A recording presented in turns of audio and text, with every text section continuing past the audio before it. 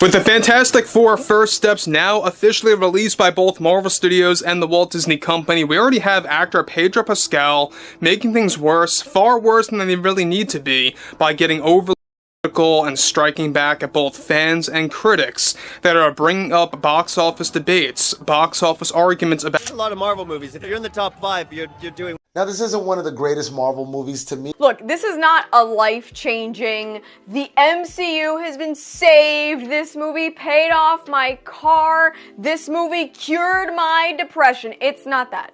It's really not. Whether they like it or not, they never get. Sometimes I felt like I was in a Reed Richards science class, which is not what I really wanted to be in. Pedro Pascal is firing back. He's getting very tired of everything when it comes to critics. He's getting very angry over fans, talking about the box office, talking about specific characters in the film and how things were changed here and there. It's been a dream to join the MCU. The movie is called The Fantastic Four. I'll confess, I did all my stretching for... Pedro Pascal just did the unthinkable. After Marvel's Fantastic Four finally hit theaters on July 25th, fans were expecting a superhero comeback story, a film that would redefine the MCU after years of struggling to win back audience excitement. Instead, what they got was a box office flop. Now, look, on one end, you're going to have a lot of fans saying that this is a very weak or somewhat weak box office performance for the Fantastic Four.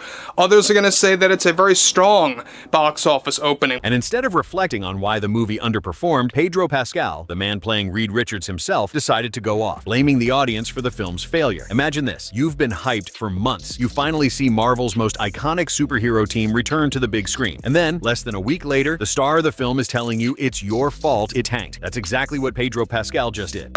One major development going on now involves actor Pedro Pascal going off at fans again and critics yet again. His words didn't just spark conversation, they ignited a wildfire of backlash online. And for a man who spent years building a reputation as Hollywood's most likable actor, this might be the start of a very dangerous downfall. There was a part in this film where I genuinely started to feel like I was bored, and I noticed I was bored. No, we've actually really enjoyed being with each other. He's one of my favorite people in the So, what really went wrong with Fantastic Four? Why did the movie underperform so badly despite all the hype? And how did Pedro Pascal go from fan favorite to public enemy overnight? Well, this story isn't just about a movie that flopped. It's about ego, controversy, and how one outburst can change everything. And we are nowhere near like peak MCU. I don't even think that we're close to where we were like 6 or 7 years ago. But to really understand why the internet is turning on Pedro, we have to start with the movie itself. Marvel's Fantastic Four was supposed to be a game changer. After years of delays, recasts, and endless speculation, the studio finally delivered what fans had been waiting for: the official introduction of Marvel's first family into the MCU. And on paper, everything looked like a guaranteed success. The cast was star-studded: Pedro Pascal as Reed Richards, Vanessa Kirby as Sue Storm, Joseph Quinn as Johnny Storm, and Eben Moss-Bachrach as Ben Grimm. Marvel poured millions into marketing. Trailers promised a darker, more mature take on the team, with slick visuals and emotional stakes that seemed designed to lure both casual viewers and hardcore Marvel fans back to theaters. And yet, when the film opened on July 25th, the box office told a very different story. A lot in this movie that left me with some questions, but they weren't even questions like, why the f would they do that? It was more like, why the f would they do that? Like, please explain it. The opening weekend numbers were shockingly low, far below projections. Insiders had expected somewhere around $130 or $150 million domestic for the first 3 days. Instead, the film limped in at less than $80 million. By superhero standards, especially for a property as iconic as Fantastic Four, that's not just underwhelming, it's embarrassing. There were a lot of things that I think lacked elaboration and detail, and had they gone into a little more detail, it would have made for a way more solid movie. So what happened? Part of it comes down to timing. The MCU has been in a weird place for years now. Ever since Avengers Endgame, Marvel has struggled to capture the same excitement with new heroes and storylines. Fans are exhausted after years of back-to-back releases, Disney Plus shows, and a growing sense that Marvel's magic is gone. Superhero fatigue is real, and Fantastic Four walked straight into that buzzsaw. But there's more to the story. Early reviews were mixed, with critics praising the cast but tearing apart the film's pacing and tone. Some felt the story was trying too hard to be serious, while others said the movie lacked the fun energy energy that made Marvel famous. Social media didn't help either. By the first weekend, Twitter and TikTok were flooded with clips roasting the dialogue, complaining about the visual effects, and wondering how a team as iconic as the Fantastic Four could feel so forgettable. Even Marvel fans hesitated to recommend the movie, and in today's landscape, word of mouth spreads faster than any marketing campaign. Within a week, Fantastic Four was officially labeled a disappointment, and that's when Pedro Pascal decided to speak up. Pedro recently delivered the following.